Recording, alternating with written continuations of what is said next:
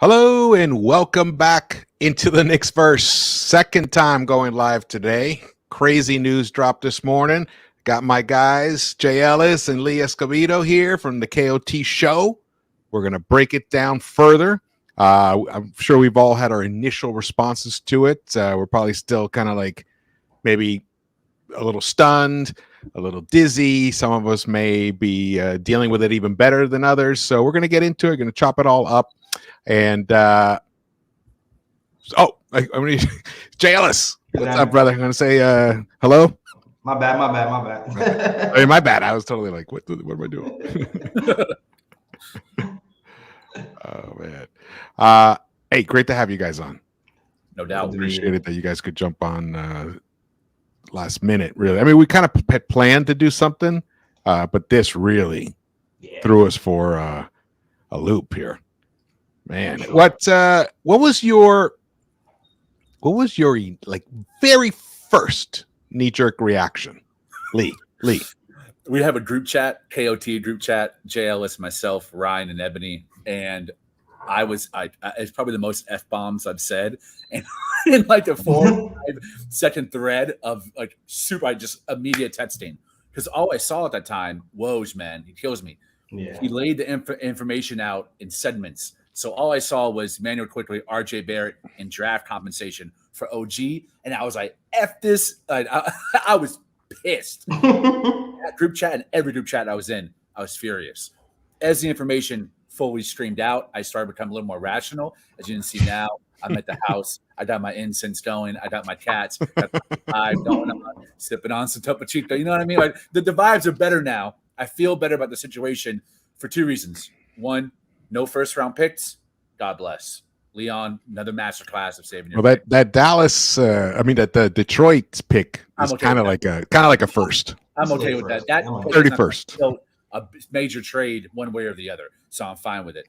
And two, we actually got back more than just one player. I was really worried about the rotations. I was like, oh, man, Ryan Arcianando's bum ass is going to be in the rotation now. More Taj Gibson. I was like, oh, dude, I hate our bad guys. I really hate watching play basketball. So now that I saw we have some other pieces coming back and it was like an actual 3 for 2, I felt a lot better about the rotation. And I love the extra piece that came along with us. But initially, furious. All right, good. So you worked through the stages. Of grief? Absolutely. Grief, yeah. I hope that Woj had a few more bombs after that helps settle my bones. But I saw the Shams one first, and then Woj came through. But I'm curious, Jay, what was your initial reaction? My initial reaction might surprise a lot of people. I wasn't really shocked or blown away or floored. I was talking about it with you guys before.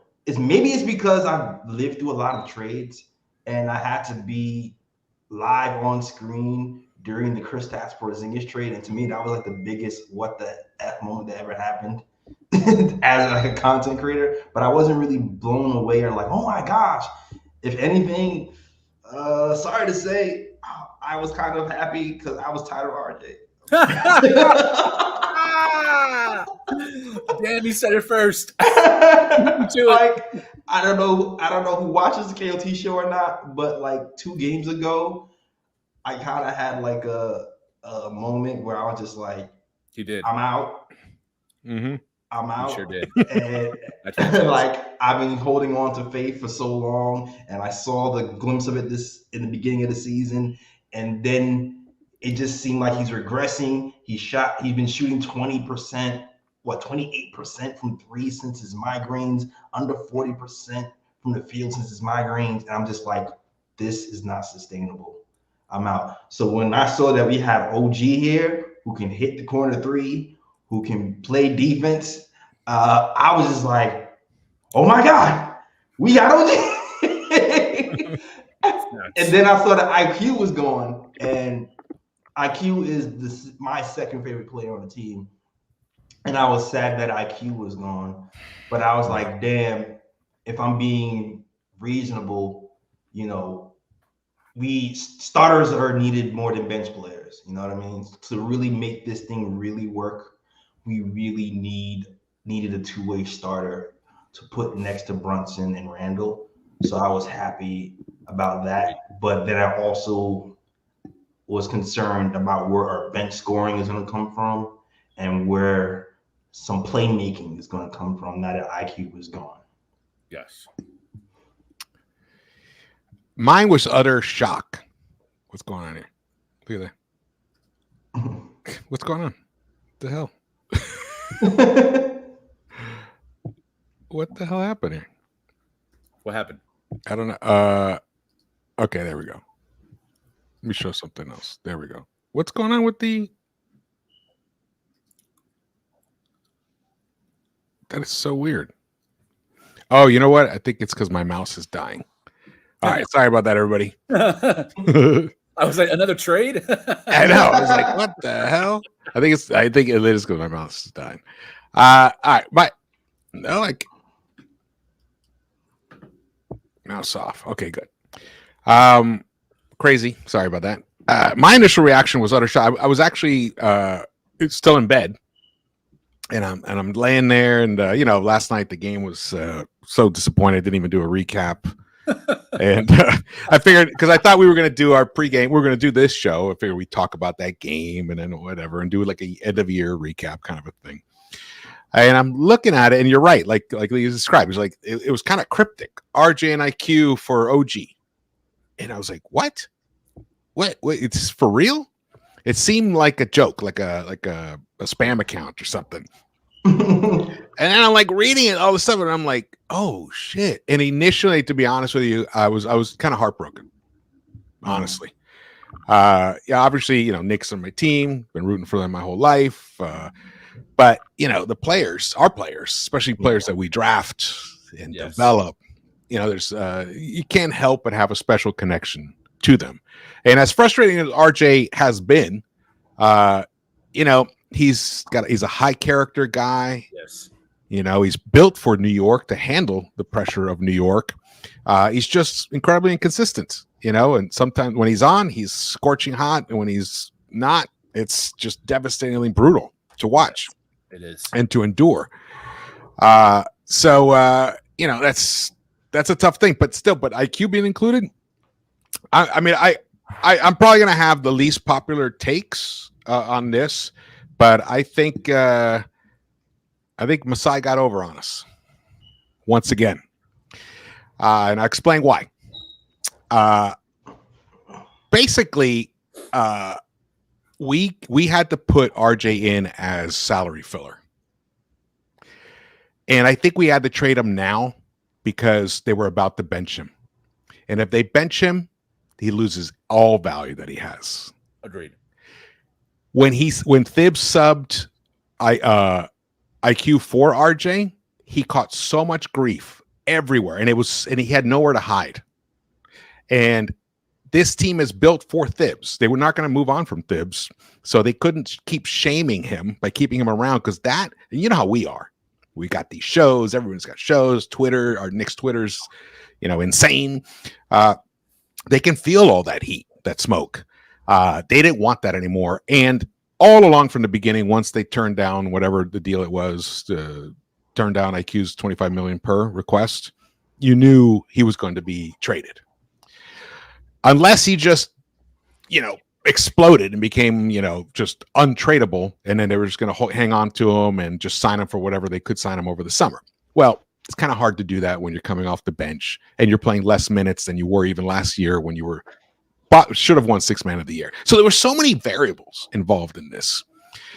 But at the end of the day, I don't know. We just used up our two of our three most interesting young players and got ourselves a role player.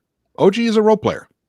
Never been an all-star. He was an all-defensive guy, absolutely led the league in steals, which is great. Those are role player type things.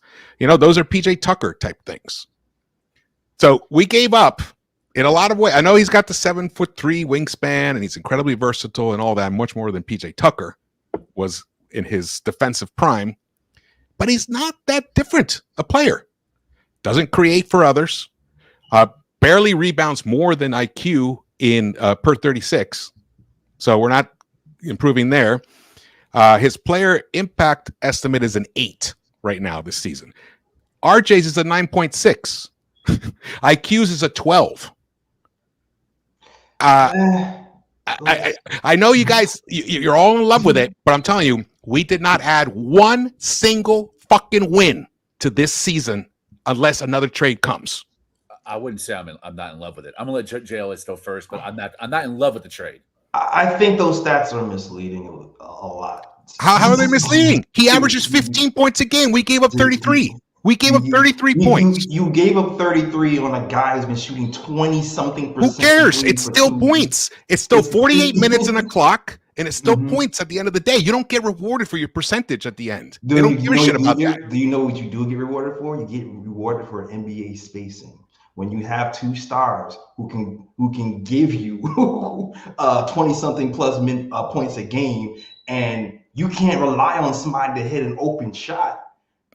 We got other guys. It takes their percentages down. Like you can even look at how the effect of not having a center that can shoot threes, how that's affected Brunson's scoring. If you look at Dallas and look at Brunson's at the rim stats, he was in the 90th percentile until he got to the Knicks.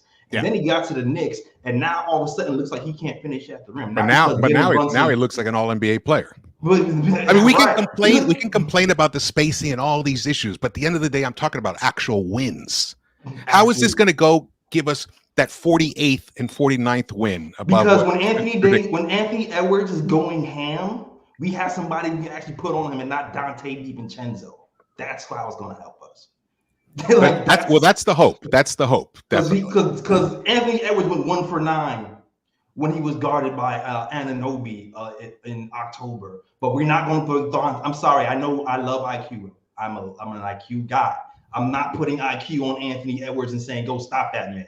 Like we're playing the Celtics and Jason Tatum is kicking our ass and posting up 6'4" guards, we're not going to be able to do anything. I know. I get that. I get that. But will it amount to a win? Because we're not going to be scoring on the other end the way we are now. George, we have picks. We have assets. We can get a bench scorer. George. This deal is for this year. We can get. This is it. Leon and Thibs are pushing all in this year. Brunson's contract. He has one more year on the contract, right? Brunson, one more year after this one. That's guaranteed. That's under team control. Randall, similar situation. We're pushing on. This is the year. So we need that. We need that next move. Yo, if you go to the Raptors fans, you know what they're going. They're going, wow, we got IQ. Crap. What are we doing with RJ? That's what Raptor fans are going. Like the only people who have said that RJ is gone are Knicks fans. And I'm sorry to be harsh because I love. I don't know. Toronto loves RJ. RJ got them to the Olympics. Toronto fans love RJ. Yeah, they cheer for him like crazy when he goes to Toronto. You've been in different Toronto talk spaces. They're fans. They may not be happy about the trade. When I was listening on Locked On Toronto, they were just like, "Yes, we have Emmanuel Quickly. What do we do with RJ?" That's what they were saying. I agree with George. OG Anunoby doesn't give us any more wins in the regular season. But if things stay exactly as they are, I mean, he gives us wins in the playoffs. That's where his impact. He makes us a worse regular season team. He makes us a better postseason I can see that. Team. Now, I can see that for sure. It's not Jimmy Butler. You can't stop Jimmy Butler. I love those metrics about Hart locking up Jimmy Butler and Brendan's games. That goes out the window in playoff time. What we can stop now is a 6'8" Matt Strus, who destroyed us from the perimeter. Now we got a guy to put on him. Now he's Steve Novak. He can't hit shit now with OG.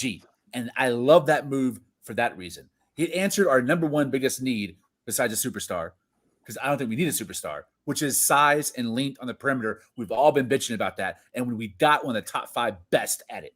Is he that great of an offensive player? No, but he is a better catch and shoot player statistically in eye test than RJ. His percentile in catch and shoot threes, catch and shoot mid-range, corner, a high post, money. Which we need. We need that in the starting lineup. Did you watch the Magic game? This Did you watch position wasn't the shot creator. We Yeah. needed another guy to be a shot creator. This was someone to plug a need, a desperate need, and will help us get out of the second round in this year's playoffs. Did you watch? I'm the fine. Orlando game, George? I did. Did you see what happened when they passed the ball to RJ in the corner in the fourth quarter? Yeah, it was. What happened, George? It was sad. Well, one, Nothing. a couple of times. He won. He was a totally flat shot, barely grazed the rim. Another one, he overshot it. Was there even a third attempt? I think he just tried to drive. I don't even think there was a third attempt. I only remember two. They were both whiffs. And just look at I get that. I get that. The defense, but we can't get so myopic. I think that's what he happened. RJ in year 2 of his career led the entire NBA in corner right corner threes made. He led the entire NBA. 3 years. So are we saying that's all gone? He'll never be that guy again? I'm not saying he'll never be that guy again. It's possible. You But think? I'm saying, well, he could be. He could be a I'm bust. saying for the money we're paying him, for the trajectory we're on, and for what's on the line, it's a bigger gamble to keep him here to figure that out, because it can. And that's a great argument. It can go either way. It can George. really go either way. I have no Postseason issue with playoff trading brother. RJ for OG. I that's a straight swap. It's definitely an improvement for the team, no doubt. I think losing IQ is a lot more problematic than we all want to admit, I agree with that. because it was already a problem that he wasn't starting. Agreed. So we were artificially suppressing the ability of this team to dominate from the jump, because our best player, one of our best players, wasn't on the court and had to wait. That's where I think it's really going to hurt us the most. The picks, I'm glad. I would have rather have given up picks instead of RJ. But I mean IQ. But here's the thing, George. You're right. When you think about the pros and the cons is IQ. IQ was the guy who gave us that offensive punch off the bench. He can, shoot off. He can create for other people, even though he hasn't really been doing that lately. And he's that spark plug of an offense. But we can trade for that. We have enough assets to trade for that. That's the biggest thing. We have enough assets. We have picks where we can trade for that. Somebody in the Twitter, maybe we use the picks for to replace him. Yeah, somebody had a decent idea on Twitter. Shout out to the guy who tweeted me. He was like, protect the pick for Malcolm Brogdon. Like something like that, where you have a guy who can solidify the bench offense, and he was the 6th man of the year last year. Like that's something that we can do where it'll stabilize the bench, and we have the two-way defender that we have. Yeah, but see what you're describing. You're describing further moves to make this move work. Yeah, it's not about that's one not. move. So that means it's not a good move. No, in and of itself. No, not in and of itself. No, but you're being too short-sighted. It does correct issues though that we have with the team. So in that way, that is we had structural issues. We were too small. There's no way in hell small. We were too small. Quickly was going to be on this roster at this time next year. Summer, this upcoming summer was going to be the summer where a bid move was made, and he was going to be the centerpiece or a secondary piece in any bid trade. He was gone regardless. Yeah. You had to ask us how he left. Was it worth it? When I first saw the trade, Emmanuel Quickly and RJ for OG, hell no. And draft compensation, double hell no. But 1 second round pick, and we got Precious, and we got Malachi, I say it's about even. It's a win for both teams, in my opinion. Yeah. Now I will say IQ probably has the best chance, or maybe you can say RJ too. Somebody say RJ. I personally say IQ has the best chance of being like a fringe star or whatever. For sure. IQ for sure. Yeah. But OG, we know what OG is, and he right now today, he's one of the best wing defenders in the NBA. Top 5. Yeah. That's definitely. So we definitely improved defensively dramatically. We needed it. Yeah, and it fixed some structural issues, and I agree with that. And like I'm saying, moving on from RJ for OG, okay, I'm cool with that.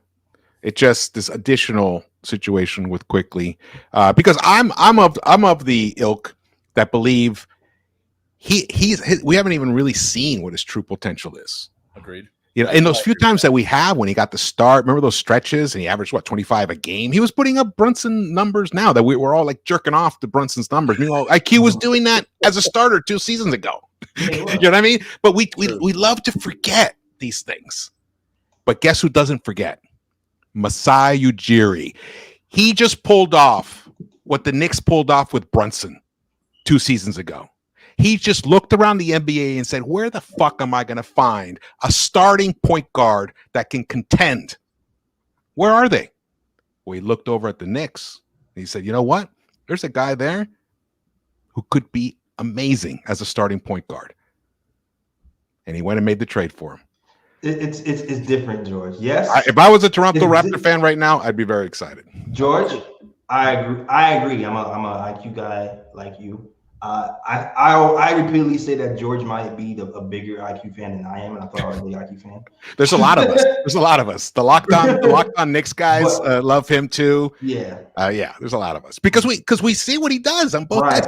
Dude, those videos they post, of him like guarding one guy, sliding over, disrupting the other guy, and then literally, stunting the other guy in one play. He's covered 3 different guys, and we get a turnover. He causes a turnover.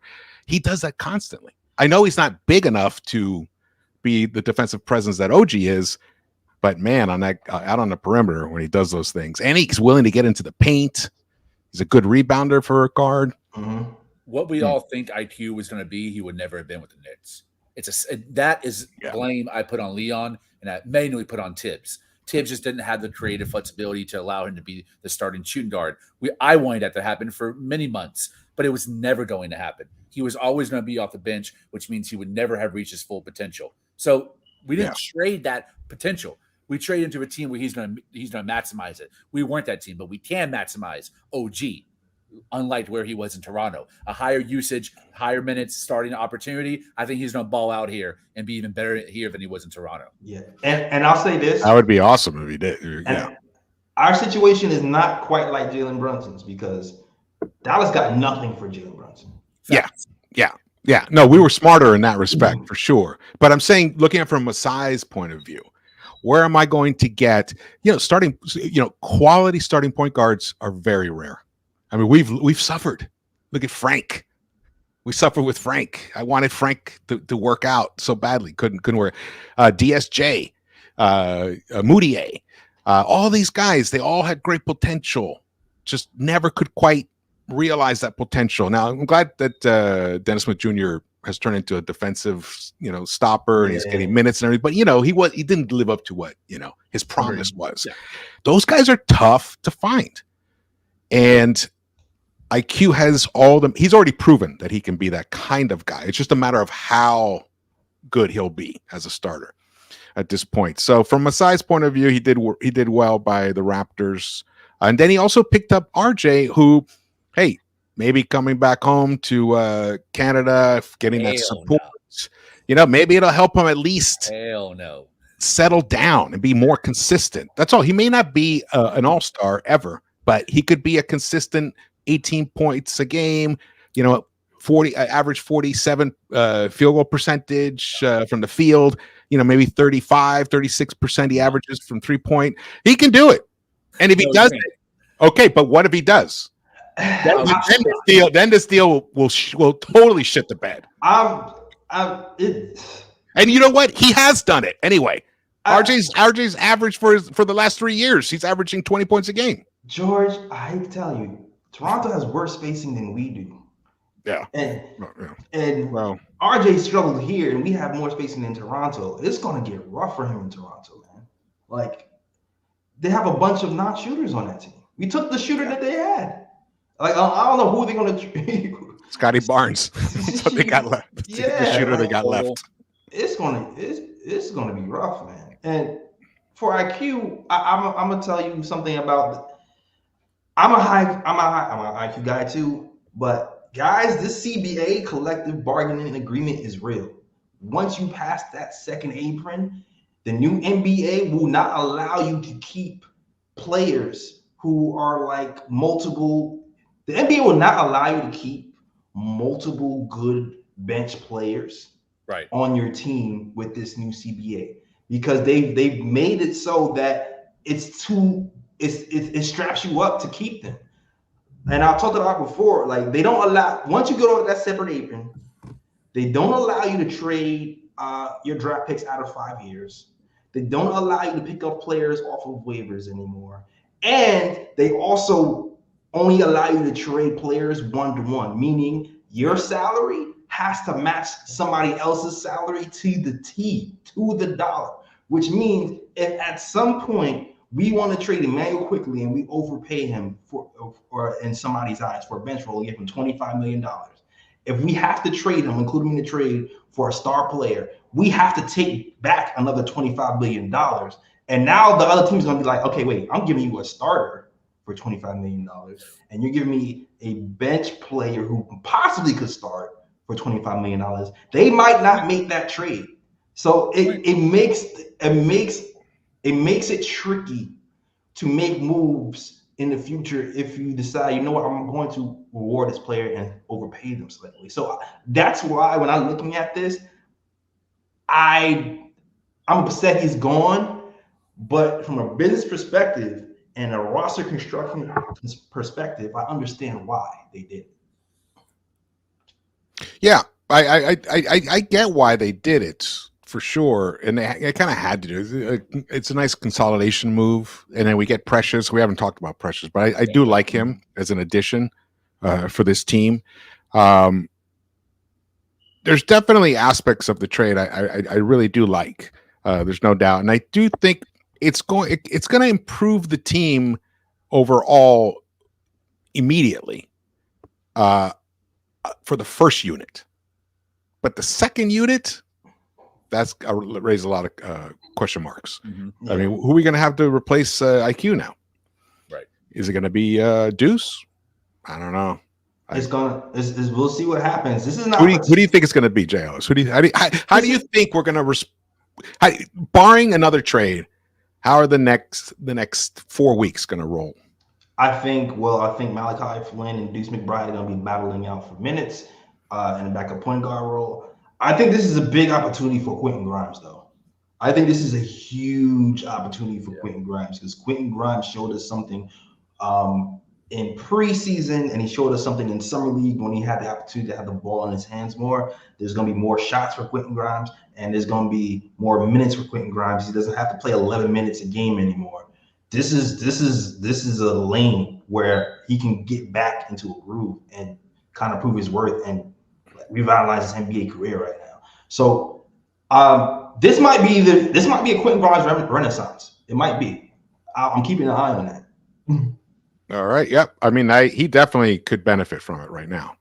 I mean, there's an additional 15 shots now that are going to be available just from RJ. Yeah. And I believe IQ is averaging 12 shots a game or something. So an additional 27 shots someone's going to take. And the 15, they were pretty inefficient. RJ was shooting 33% from three, 42.3% overall. I mean, his free throw shooting was outstanding, 83%, which made me keep thinking at some point his shot's going to return this season. It's going to return. So kept thinking that. But we waited. We waited 30 something games. So yeah. And if Grimes gets a few of those extra shots, if Dante gets a few of those extra shots, and then Obi gets his OG, I mean, I think he averages about 12, 13 shots. Mm-hmm. So, we'll get higher percentage quality shots. This is looking at it, the glass half full. Like that part is really good. The part that concerns me is we had this like really dynamic. I mean, whoa, for one thing, the unit of Isaiah Hartenstein, Josh Hart, Julius Randle, Emmanuel Quickley, and Jaylen Brown. I mean, Brunson. Right. Oh my God, can you imagine a little faux pas there? Brunson was the second most impactful lineup in the NBA that had played 100 possessions or more. Mm-hmm. Second most. So IQ is a key part of that. Now OG is gonna have to step in there. We're gonna see Obi tonight. Mm-hmm. That's gonna be wild. After this trade, that's gonna be crazy. OG now has to step into that. We'll see. We'll see if he can do it. Yeah, we'll see. On the podcast KOT, and I think I've said it once here, I always thought that we had seen the best of RJ. And in the playoffs last year, I thought maybe I was wrong. I was very happy to be wrong because him exceeding my expectations meant we might actually have that third star in this trio.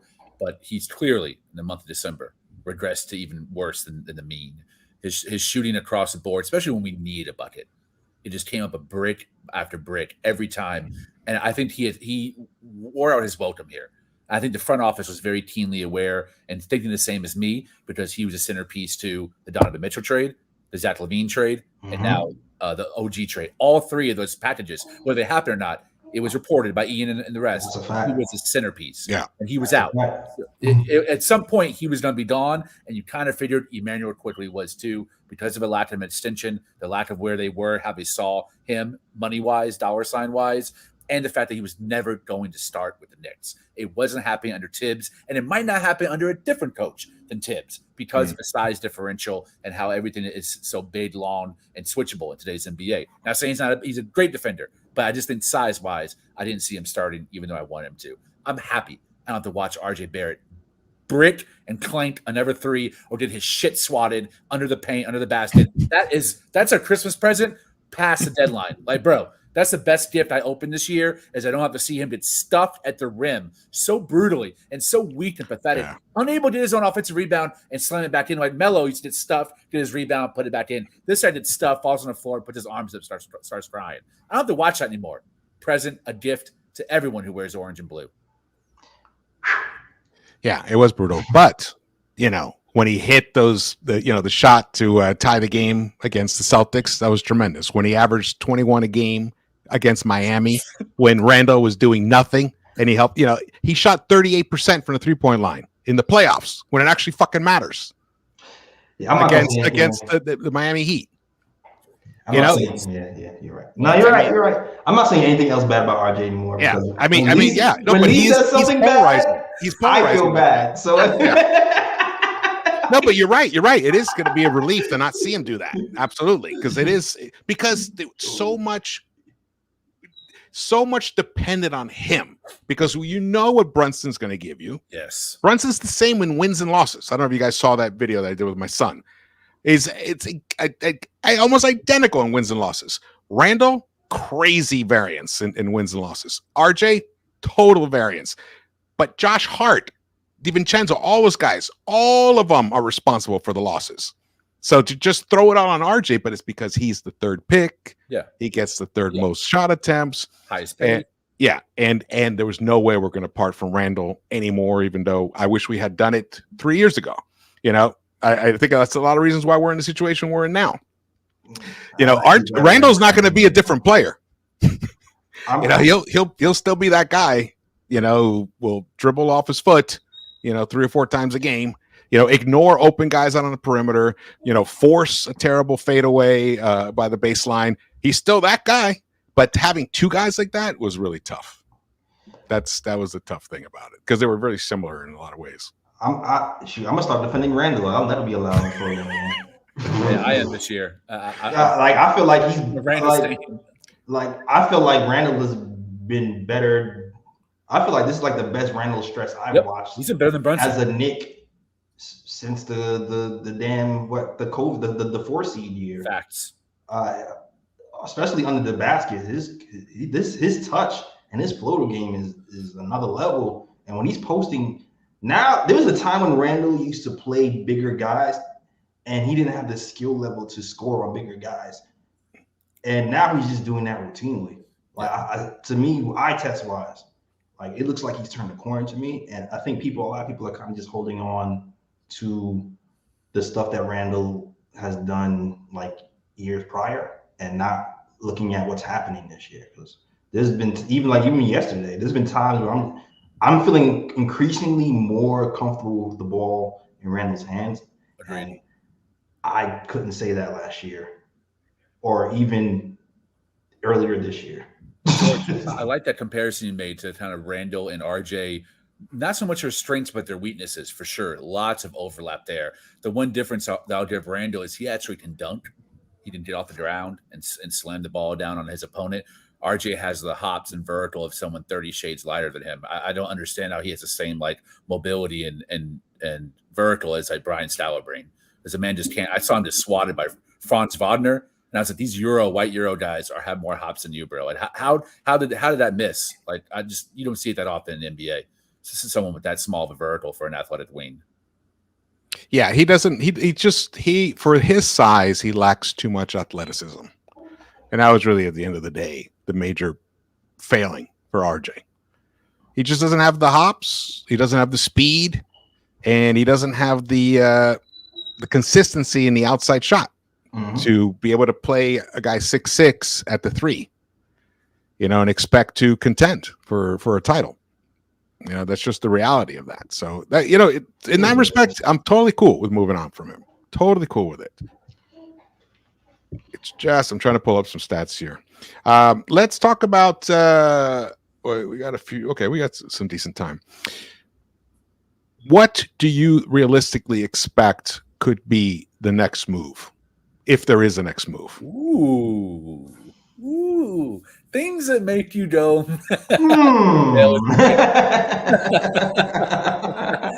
Great question. What's it gonna be? I think that did you guys see what's been happening on Twitter with DeJounte Murray? I know you guys saw that. Mm-hmm. I have not officially come out and said anything about what I think about the DeJounte Murray. I think actually in the live I did earlier today, I did say a few things, but yeah, I haven't said anything really. And I haven't really heard you guys officially on the record on it. I've said it within post games and stuff. I haven't had like an official DeJounte Murray breakdown. It happened at a weird time during Christmas. I was at home and all this. But I said my thoughts spread throughout like 3 or 4 episodes. But DeJounte Murray could be a thing for real. It's been reported. It was reported today on Twitter. It wasn't even an official report. It's just one of those things where DeJounte Murray took all his Hawks stuff off his IG. Oh yeah, that was like, was that yesterday or the day before? Yeah. Well, that's today. And it was today. A black post on his profile picture, and the Knicks were reportedly interested in DeJounte Murray. So that could possibly be something that the Knicks could go after. Now, for me, when it comes to off-ball shooting, catch and shoot shooting, things that work with Jalen Brunson, he does not have that. He's a feisty guard, though. He's a feisty defender. So, like, I'm not sure. He's not the perfect fit that I might have thought he was at first. But when he has the ball in his hand, he's a really good playmaker. Like, when he was with the Spurs, his assist numbers were off the charts. So it's like, for me, the benefit to having DeJounte on the Knicks would be more so having another playmaker and somebody able to run a second unit. So I don't know, maybe if you like split the playmaking duties between him and Brunson, maybe it works that way or something. Mm-hmm. I don't know. But I flip-flop on DeJounte Murray. I like him as a player, though. I'm just curious on how he fits. Yeah. I feel very similar. I don't think it moves the needle to championship. I think maybe we're a fringe contender. We're more definitely whatever we are now. We're better than we are now, because I've seen some bad defensive reels, some like terrible consistent like games where he just out of position, doesn't switch, not communicating. But I think overall on ball, he is a solid on ball defender. But J Ellis is right. If he's the one who's on ball and Brunson's off ball, I think it can thrive. But if Brunson's the one, and that's where he's been with New York, is an on-ball player, that our off guard needs to be able to move without the ball and be able to score in catch and shoot situations. And that's not his game. J Ellis is 100% right there. Nor is he an elite 3-point shooter either. So he doesn't really create those advantages as a shooter. To me, I say at this point, it's still all in on Donovan Mitchell. If he's available and you get him at a good deal, we still have picks 26 and further in your cachet, I like that as a better option. Then we become a supersized version of the 2004 Pistons, where we have a lot of depth. There's a lot of veterans there. There's a lot of hungry guys with a chip on their shoulder, and it's more balanced opposed to a 1A of a C+ or a B-. We would have like 5 A- guys, and that's a really fun place to be. I'm including Mitchell Robinson, who's a defensive anchor and defensive player of the year candidate before he got injured. So That's a hell of a starting five. OG's not a 1A. He's a B. That's a hell of a starting five. What? No, it provides a lot of depth and a lot of balance. And I think Brunson and Donovan Mitchell, yes, he'll be hunted on strings, but man, OG, he can pick up a slack on a lot of that, and Mitchell Robinson clean up everything that goes by. So I think Spider is a possibility. My chips are all in the middle of the table for Kawhi Leonard this summer, though. Man, so wait. We got DeJounte, we got Donovan Mitchell, and now getting Kawhi. Yes. All right. Interesting. Kawhi's got that player option. DeJounte, I have not been that impressed with him defensively this season. I've watched several. Actually, I've watched a lot of Hawks games, and honestly, he rarely even makes an impact. You know, like suddenly, he's out. He took a shot. You know, like he doesn't. When IQ's in the game, it's like quickly over here, quickly over there. Oh, look what he just did. But DeJounte, you're like, you kind of like have to search for him to be in it. Just the eye test I'm talking about. Okay. Hasn't really, but I know in the past he's been a good on-ball defender.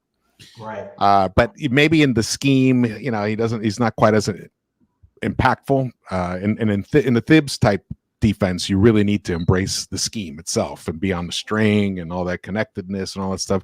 So we'll see. I'm not sold on him defending, but he definitely would be an upgrade defensively, in general from Dante DiVincenzo. So in that respect, he's a plus. I mean, in the month of December, our worst plus minus player was RJ Barrett. Minus 7.3. But our second worst was Dante DiVincenzo, minus 4.4. Surprising. And our third worst, you're going to be even more surprised. Jalen Brunson. Yep. Which is why we're 6 and 7 in December. Mm-hmm. We would have won that game last night if Jalen had been his regular Bruns himself. We would have won that game. And there's probably 2 other games like that this month. But, you got to share the burden and share the blame. Our best plus-minus player also got traded quickly, 5.0. Our second best, Isaiah Hartenstein, 3.1. Josh Hart, 2.6. Randall, as great a month as he's had, is even. 0.5.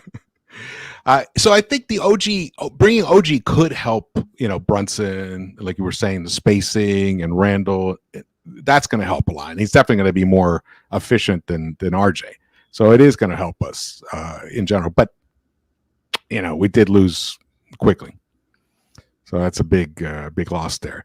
Randall is shooting under 30% from the 3-point line. He is feasting inside, which is nice. He's averaging overall 55%. And I believe he's at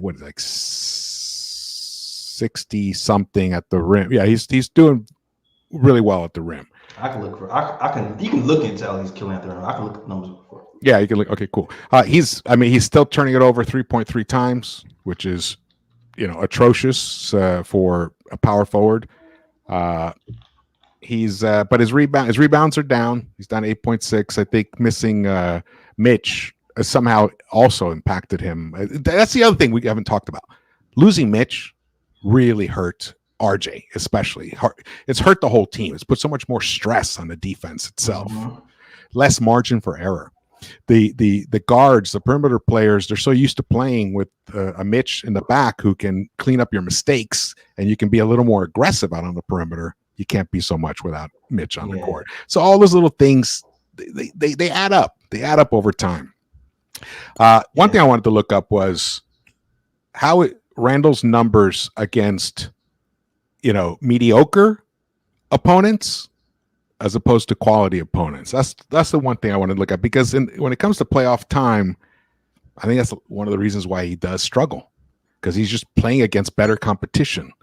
I mean, I think that's what made me excited about Randall this year, and I have his numbers up, by the way. This is his best season at the rim in his career, shooting 72nd percentile according to Clean the Glass, shooting 69% at the rim. 69. That's nice. 69. That's awesome. 69% at the rim, and also shooting well in the long mid, 68th percentile for him. Yeah, but the long mid is the terrible shot. That's a negative impact play.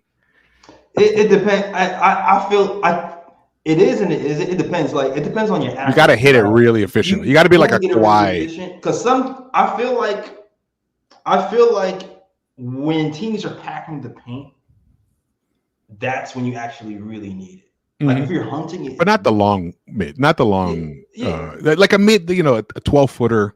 Right, but that's like considered a midi, right? The 12-footer, 8 to 12 feet, maybe 8 to 12. I guess that's the short. I guess. Yeah, that's kind of. I think long is like 10 to 15. I think long is 10 to 15. But I thought long was like 16 to just shy of the 3-point line. Right, but it doesn't even matter because he's only shooting 6% of his shots from the long. Yeah, it's not so that it doesn't. It's like he's only shooting 6% from there, but he's hanging it at a high clip. So most of his shots are at the rim right now. This is what I would love to happen right now. Look, OG's here, IQ's gone. Can't do anything about it now, unless OG's like hurt or something, and the trade gets voided. We call up Rokus's agent, tell him to get his ass to the NBA. I like that. Find someone for Malachi immediately. Let's get him off the team. He's just a terrible shooter. I mean, it's just we just traded away, an inconsistent, poor shooter. And now we're gonna have another. Let's find a home for him, and let's go and make a big fucking trade. Let's get Donovan Mitchell now. Now Donovan Mitchell makes more sense to me when you have an all defensive player out on the wing who can guard 1 through 5. OG, the best thing about OG is he can guard point guards. Yeah. And he can give you time against a 5, a good 5. Yeah. Let's go for it. I think let's just go for it right now. And then get Grimes.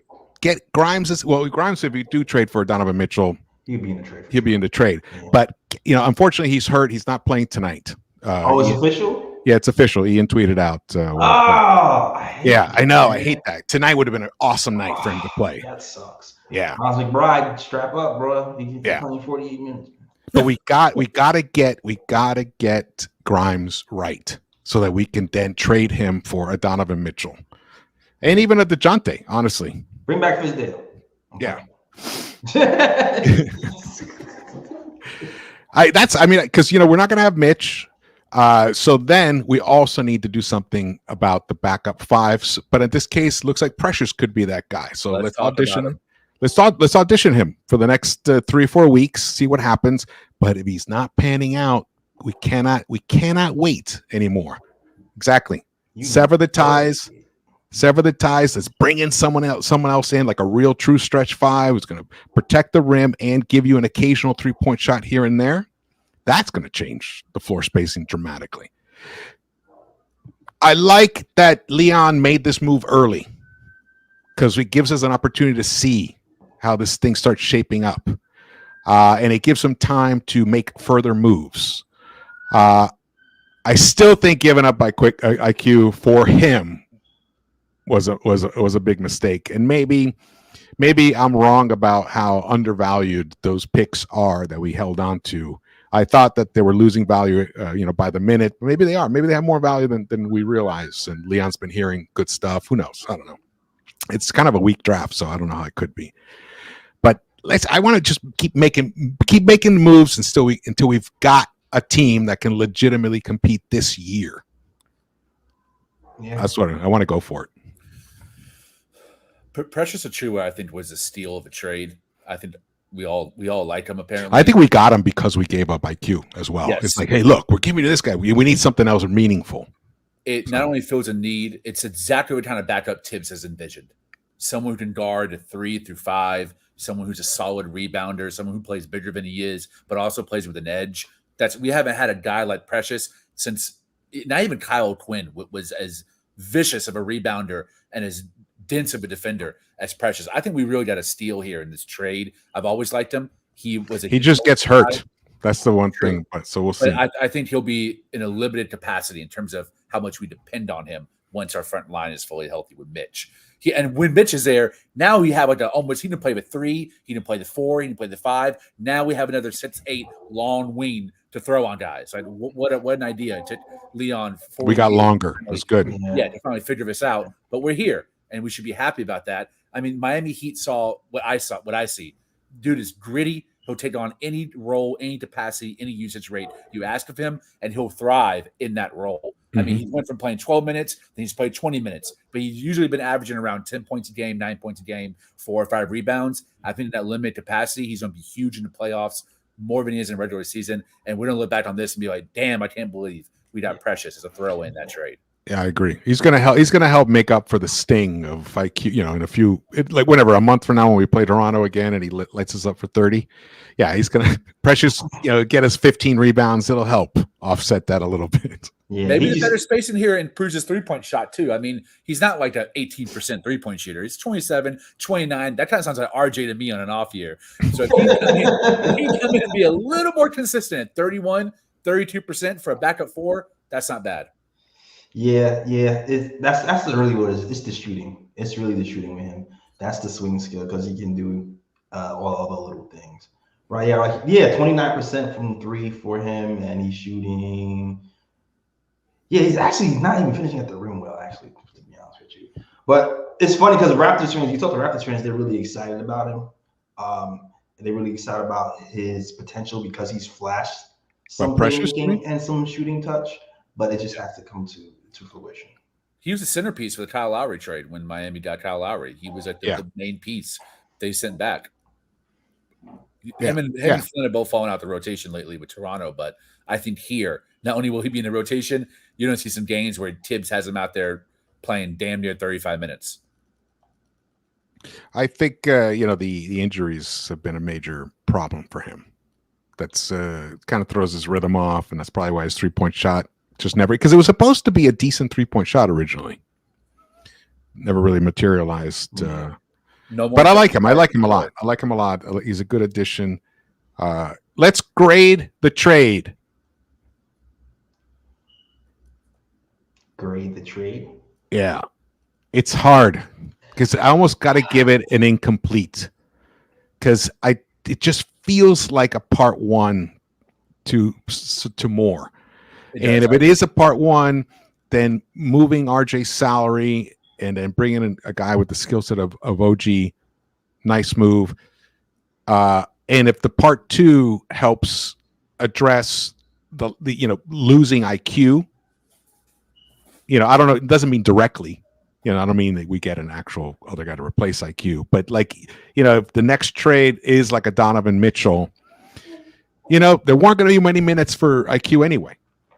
So in that respect, then it starts being okay. Then this trade maybe is like a B plus. A-. That's how I see it. B minus. I see a B plus A minus trade. B plus A minus. See, I could see it if the next trade answers it. At the moment, I give it a B minus, but mostly an incomplete. That's how I grade it right now. Because in and of itself, I don't think it's going to give us more wins at the end of the day. And that's how I'm judging it. Except in the playoffs, it's possible in the playoffs. It's possible. I think it can give us more wins because of the defense. We've dropped dramatically on the defensive end with Dante DiVincenzo in the starting lineup. Totally. And Mitchell Robinson's had a lot to do with that as well. And since we lost Mitch, we really dropped. So our need for a defensive wing grew exponentially because of those two things. So I think that move helped shore that up. And like I said, there's teams that we play where we just get straight up abused when they go small forward or power forward. And now we have a guy who can play some backup power forward in OG or Precious. And we have that. So I give it a B plus. Like, we have somebody, hey, you know what? Dante DiVincenzo is not going to be guarding Tatum anymore. Josh Hart, who's 6'4", is not going to be guarding Tatum anymore. We have somebody who can look Tatum in his actual eyes and not at his nipples and play defense. That's a win to me. Well said. Yeah, I give it a B plus on the Knicks side. I give it an A plus on Toronto Raptors. I think them addressing their point guard need on the cheap for Emmanuel Quickly. he is going to be a star in Toronto. I think you're going to quickly see him, no pun intended, average about 20 a game from here on out. I think he's going to thrive. And easily. What we've all wanted to see from him in New York, which I don't think he ever would have hit because of Thibs and Leon, he's going to reach in Toronto and immediately be an impact player. Next year, we might be in a conversation for most improved player because he's averaging 23, 24 a game on pretty efficient splits. He's a point guard of the future for that franchise, and I hate him so much. I hate Masai Ujiri, but I will always love Quickly. Won't always love RJ, but hey, man, once a Knick, always a Knick. But I'm just glad I won't hear the sound of clanked rims in Madison Square Garden anymore. But I will miss IQ. You know, I love IQ's personality, man. He's just such an adorable guy, and I'm gonna miss that the most. Just his spark, his joy. Yeah, I like RJ's personality guys. I like RJ as a person. I'm not gonna do that. I ain't like watching him play ball, but I like RJ. I'm not saying he's a bad person at all. Yeah, I met him in person. He was chill. He's no, chill. he was good for New York, especially when he came in. You know, we were like floundering. Randall wasn't even Randall. You know, Fizdale was his coach. You know, his first coach in the NBA. You know, so yeah, it was rough. You know what? I'm gonna upgrade it to a B for the Knicks. Let's go. All right, I'm gonna upgrade it to the B. Let's go. Talk him up, Lee. Talk him up a little bit. Yeah, upgrade it to a B. I'm still not. I don't think it does. Move the needle for us in and of itself. But again, it's just my instinct, especially when you listen to Ian Begley talk this morning. Even he intimated that there are more moves coming. So, you know, looking at it that way, then I'll be happy. If by February 8th we have acquired a stud to replace Dante DiVincenzo in the lineup, I'll be a very happy man. You know, I'll be a happy man. And I'll root for Quickly to do well. I'll root for RJ to do well, just not against us. Because like you said, always once a Knick, always a Knick. There's a bond that gets created if it's not severed by some bad behavior or some stupid shit. There's no reason to, bail on a player, especially a player who tried. He tried his best.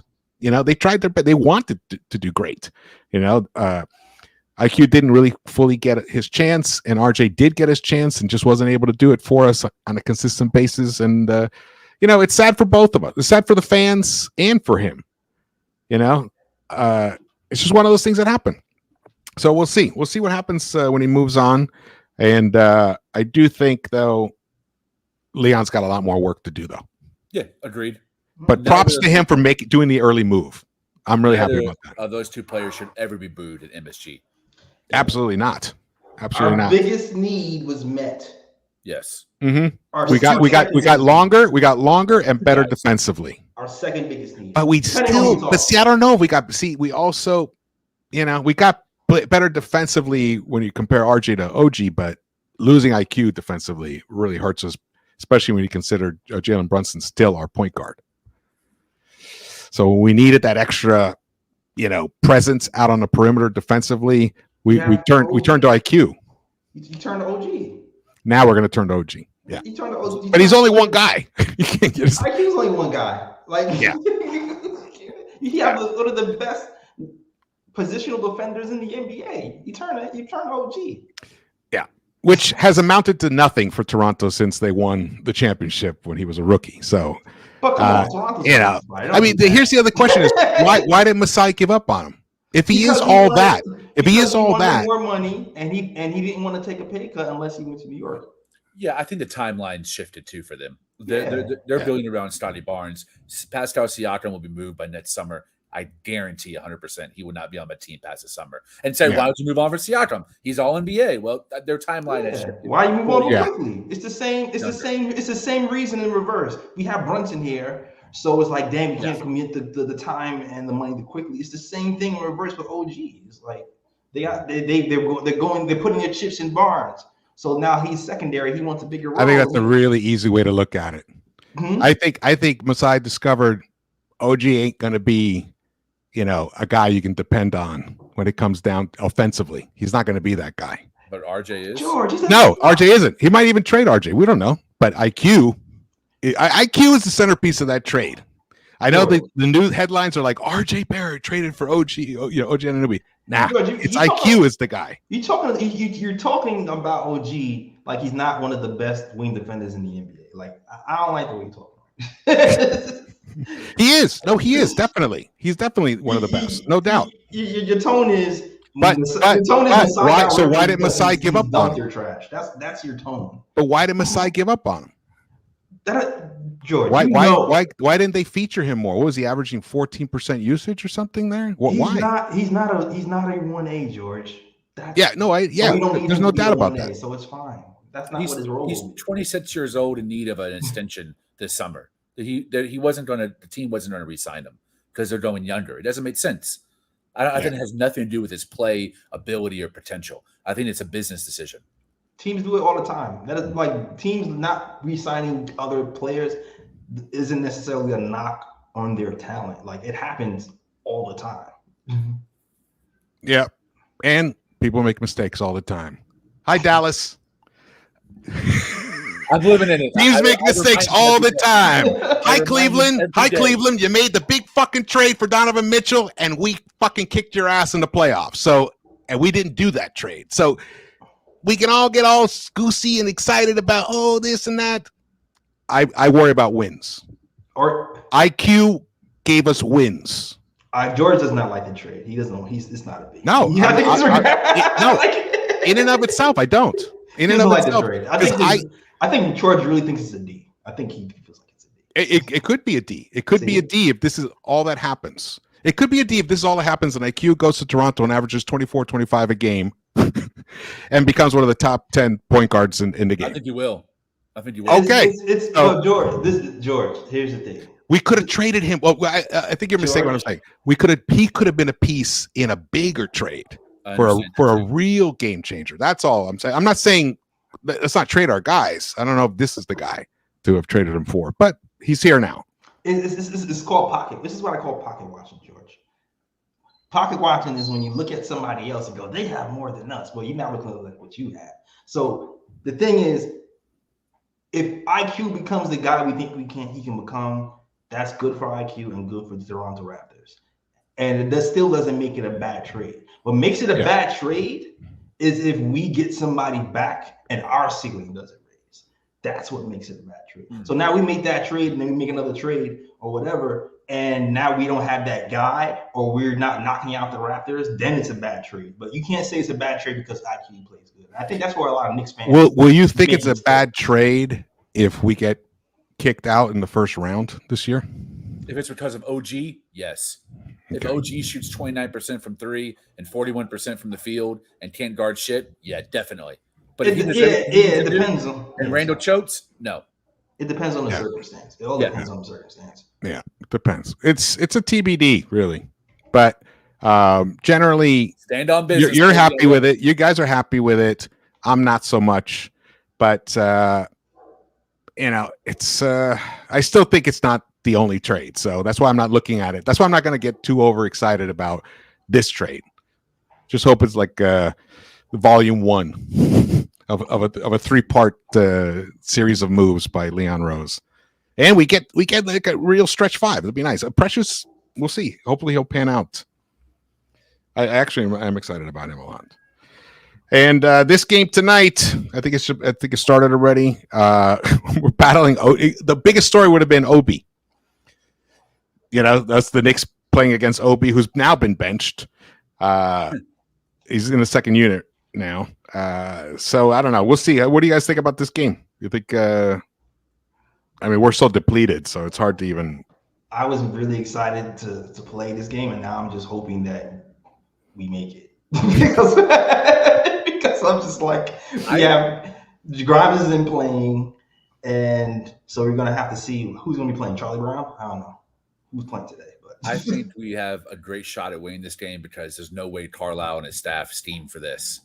So it's going to be a surprise. Maybe Fournier comes out and ups his trade value with a really solid outing. I think Deuce McBride is going to have a solid game, but it's going to be a completely different look.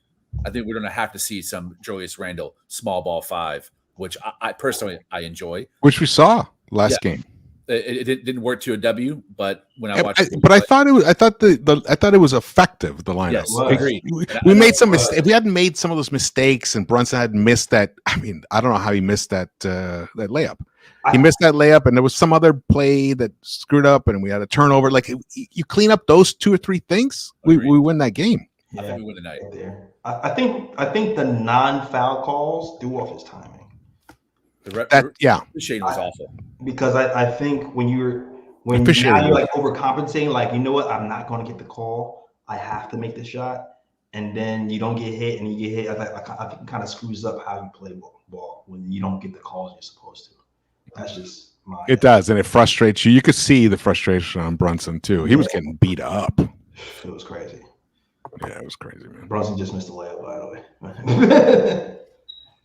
All right. Well, this was it was great. I loved chopping it up with you guys. I hope I don't have anything to complain about with this trade in a month. And like I said, I think we're all in the same mindset. We want our IQ and RJ to do well. But we just want OG to do better. Yes. Yeah. And I do think, immediately defensively, it's going to really help us a lot. It's going to help us a lot dramatically. So, and like you mentioned, the floor spacing is going to be a big plus. And also, I think the pressure was building up on RJ, and for the franchise, they were really hit a crossroads on both these players. IQ was playing so well of late that he was raising a lot of issues, a lot of questions about how the lineup is being handled and making Thibs look bad in a lot of ways. And then RJ, if you take him out, bring him off the bench, his value plummets, and then you worry, will he ever recapture it? So they were at a crossroads. This is the way they went, and we'll see. We'll see how it turns out. And let's see if we can win this game tonight against the Pacers, the high-flying Pacers. We're up 10-2 already with 9 minutes to go in the first, so we're off to a decent start. Randall and Josh Hart are the ones carrying the scoring load so far. Yeah, Josh Hart, low-key, has been a little underrated because he hasn't been the big scorer, but low-key he's been had his hand in why we're playing so well. Knicks 100 AJ. I don't know where you get your stats. Quickly, last 15 games was not so good. What are you talking about, bro? Dante outplayed Quickly. What are you talking about? Dante's our worst plus-minus player, other than RJ. I don't know where you get your stats, bro. Definitely isn't from where I get them. All right, guys, let's go watch a game. Let's go watch a win. Yeah. Let's do it. All right, guys. So glad to see you guys again, and Happy New Year. We don't talk, and Happy New Year to everybody in the chat. Thank you guys for joining us. My name is George. This is J Ellis Lee Escobedo. These are the guys from the Nick of Time show. If you're not subscribed to them and watching them, definitely tune into them.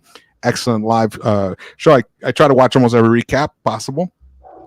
And join the Knicks-Verse as well, and share the video. And definitely drop your comments if you're watching this later. I want to hear your thoughts about what the Knicks should do next. All right, let's see you. Oh, my mouse is dead. Remember, my mouse is flipping out. All right, we'll see you around the Knicks-Verse.